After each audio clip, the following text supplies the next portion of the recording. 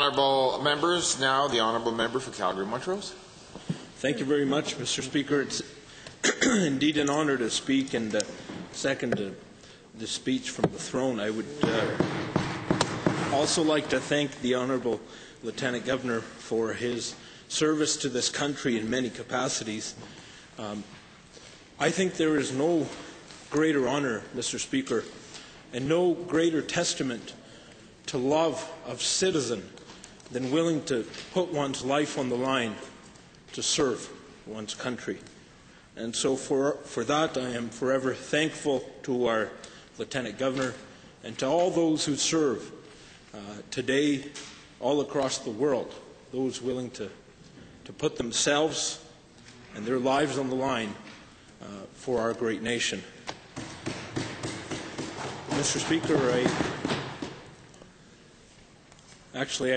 I'd like to take a moment here, very quickly, just remember something I said at a eulogy for a soldier, somebody that served in the British Indian Army.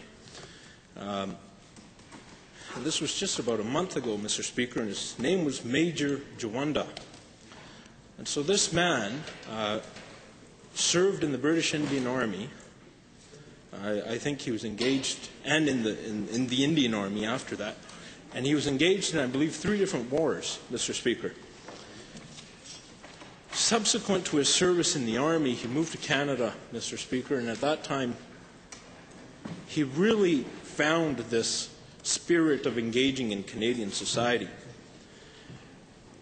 And I was delivering this eulogy at his service, Mr. Speaker. I must say, I was absolutely taken by the fact that somebody at one end of the spectrum, this man, had the courage to pick up arms to defend his nation. And at the other end of the spectrum, Mr. Speaker, this man had the great gentleness to teach ESL students at the elementary level English. How he was willing to give his life and everything he had on one end of the spectrum in the battlefield, and how he was willing to devote time with vulnerable families, people going through very difficult moments, especially new Canadians.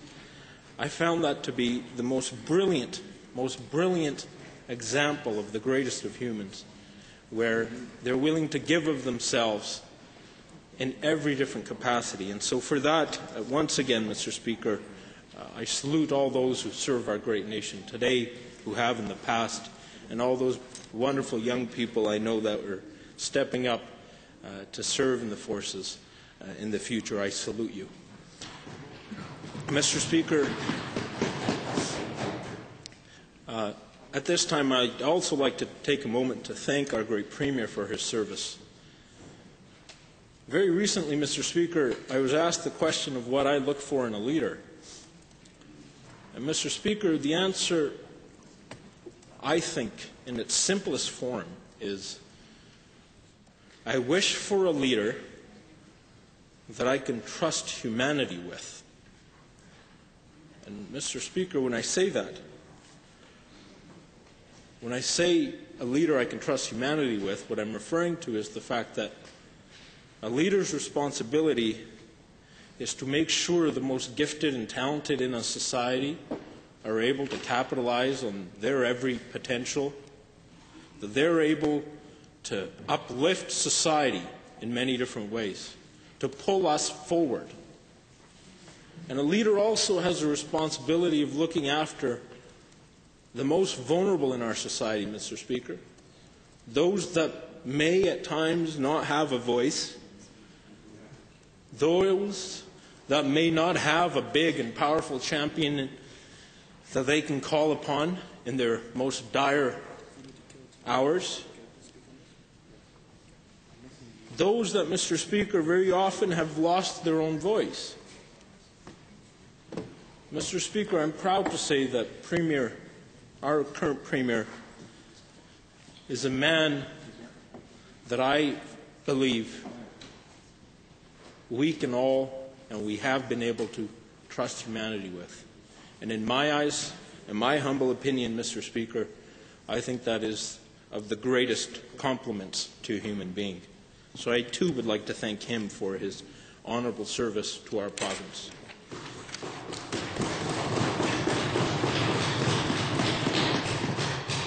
Mr. Speaker, when I was elected in 2008, the world seemed to be a different place than it is today in many respects. We had tremendous growth, prices increasing in every different field you could look at. You had employers complaining about not being able to find employees, and you had employees dealing with issues of not being able to find reasonable housing and housing within reasonable financial circumstances. And shortly after we got elected, Mr. Speaker, as you know, the world is hit with this massive recession, the likes of which we have not seen. Well, I have not seen in my lifetime, and I think most of the world has not seen since the Great Depression. So, Mr. Speaker, the needs of our province, although in the short term they may have changed, in the long term, Mr. Speaker, they are still the same. Now, with respect to the short term, Mr. Speaker, we are so fortunate to be in a province where this government, over the last number of years, saved approximately $25 billion. Of that, $17 billion was in the Sustainability Fund. So the recession hits, and many jurisdictions around the globe are spending. They're increasing their debt. We in Alberta have the good fortune of having savings, cash in the bank that was put in the bank for a day like today. A recession hits, you don't need to make absolutely irrational choices overnight. So, Mr. Speaker, we've been able to do that. We've been able to cushion the effects of the recession. We are the only jurisdiction that can still say we're completely on an overall picture in the black. Then, Mr. Speaker, one must ask, well, what about the long-term prospects of our province? Mr. Speaker, it's no secret that we were attracting essentially a new city of Red Deer, 100,000 people to our province every single year before the recession hit. We know those days will come again. And we know that we're still playing catch-up in some respect to infrastructure. So when prices are lower for building and you have cash in the bank, I think the only wise thing to do is to build. I think it's absolutely prudent to ensure that the Alberta of tomorrow can be lived up to because we put the infrastructure in place today. So, Mr. Speaker, I'm incredibly proud of the fact that the ring road in Calgary, per se, is moving forth, that we've got a new Calgary South Health campus that will have nearly 300 new beds. Mr. Speaker, I'm very, very pleased that we've created 35 new schools and looking to build 14 more by next year. Expanded the Peter Lougheed Hospital in northeast Calgary, Mr. Speaker.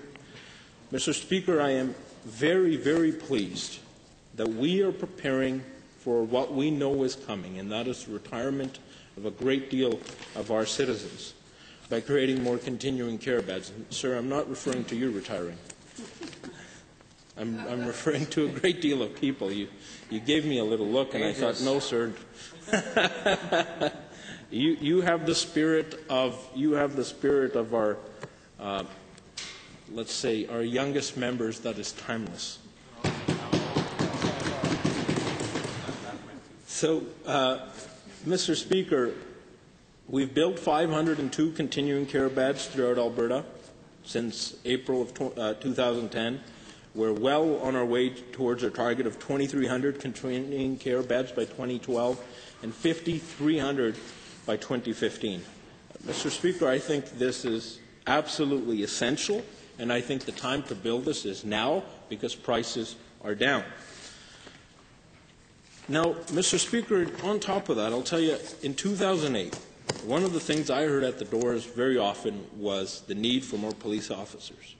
And at that time, we committed to 300 more police officers in this province, and I'm incredibly proud of the fact that we have 300 new police officers on the streets of Alberta today as a result of our government's actions.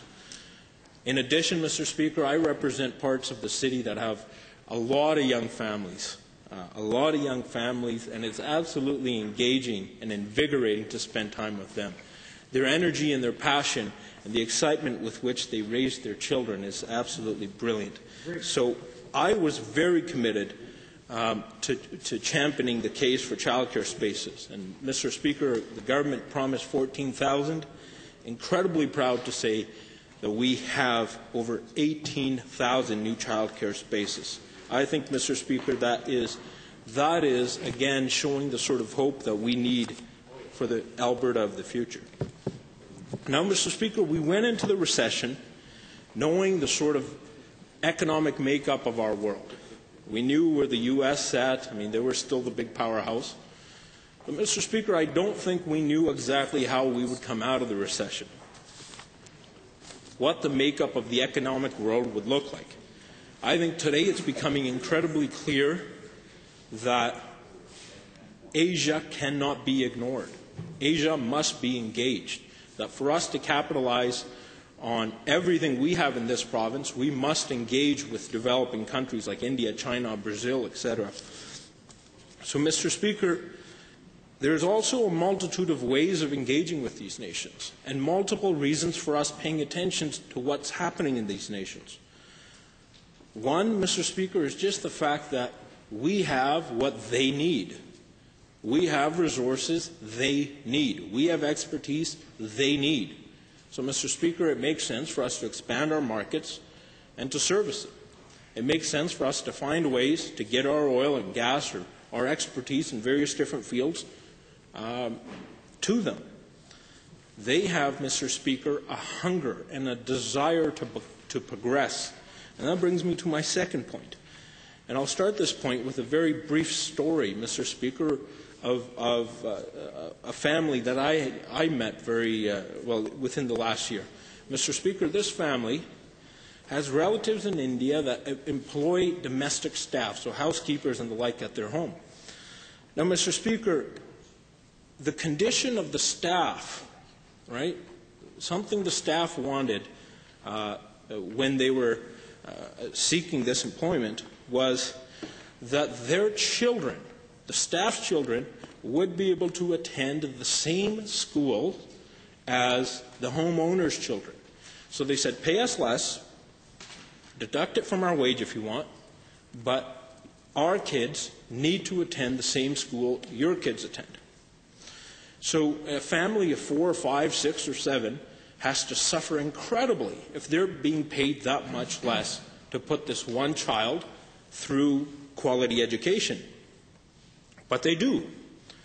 And they do this because this is their only route into those schools, into what I consider world-class education. This is their only route into world-class education. So they do this. They sacrifice and they put their children in these schools.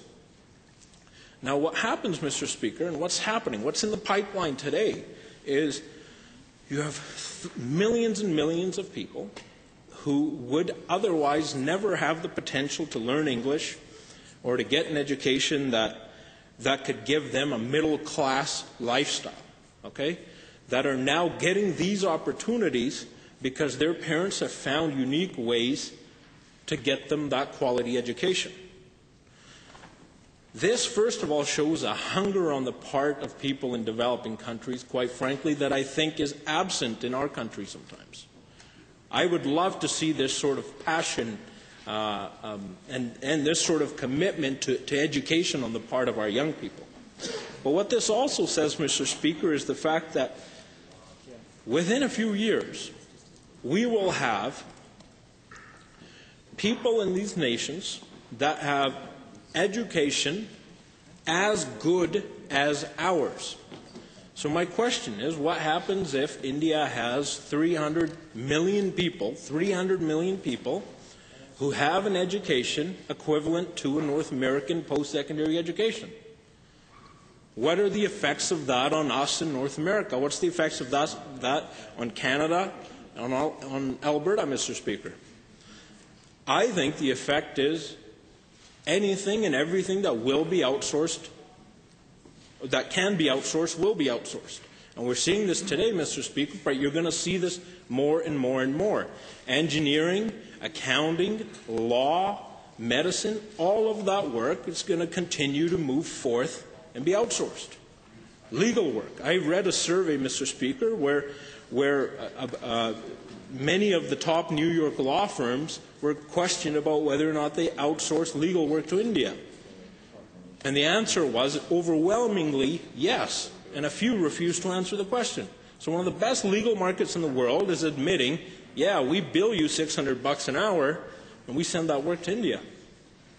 Mr. Speaker, that means for the future of our province, for the future of our country, and quite frankly, the future of North America, yes, we have our natural resources, and they're absolutely important, but our natural resources are just one aspect of our future success. What we must ensure for our future success is greater education within our nation. Quite frankly, post-secondary participation rates in this country being under 30% is unacceptable. Mr. Speaker, we must foster a culture of innovation in this country and in this province where every person who decides not to pursue a post-secondary education understands the impact that has on the rest of Canada's citizens. If we stall in our development and growth as individuals, we are not just affecting ourselves and our family and our immediate circle, but we are collectively having a negative effect on our province and our country as a whole. Mr. Speaker, I've spoken about this culture of innovation repeatedly, and I will continue to do so until we really, as a people, are committed to constant and never-ending growth, Mr. Speaker. We have potential all around us that is not realized. That is not realized because people either don't have the ability to pursue education or, Mr. Speaker, because they just don't believe they can do it. Mr. Speaker, I was one of those students who didn't think that I would pursue a post-secondary education. And quite frankly, when I woke up to the fact that I was just as bright as anybody else, I love it. I love education. I love learning. I love growing. Mr. Speaker, this needs to be the rule. Never-ending learning and growth needs to be the rule and not the exception in our country. Without that, Mr. Speaker, quite frankly, I'm incredibly nervous of the effects of these developing countries will have on our nations. Our people must rise up and understand that their abilities, their strengths, their skills are directly related to the strength and the progress of all of us, of our society. When one of us, quite frankly, fails, we all do. So, Mr. Speaker, we need a vibrant society where people love to learn and grow. We also need a healthy society, Mr. Speaker. So I was incredibly proud to see that we're going to have a provincial cancer strategy.